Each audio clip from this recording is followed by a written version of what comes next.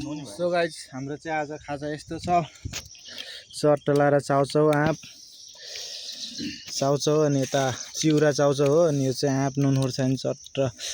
लाएर एक गाँस आँप हाल्ने एक गाँस चिउरा हाल्ने खासै आफ्नो खाएको मन नसले अब फाइनल ल्याइदिने तिमी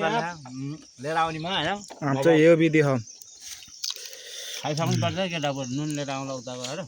आहा काँप कुटेर याद आयो है अब पहिला पहिला स्कुल लाइफमा यसरी नै खाइन्थ्यो है खाइन्थ्यो नि अहिले बुढो भइयो अहिले फेरि ठ्याक्कै 27 साल हाम्रो त के भन्नु होइन सरस्वती माध्यमिक विद्यालयमा प्र्याक्टिस दिनुहुने मान्छेहरूलाई चाहिँ होइन हाम्रो त्यो स्कुलको लागि चाहिँ म एकदम राम्रो भन्न चाहन्छु तिमीहरू गाइस अब हान्नुपर्छ आँप केलाई नखायो जोडाले नखाऊ खाऊ खाऊ यस्तो चाहिँ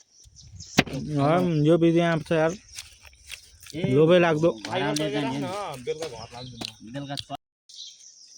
यस्तै छ हाम्रो चाहिँ आजको खाजा यो कसले राख्यो खाना झोलेर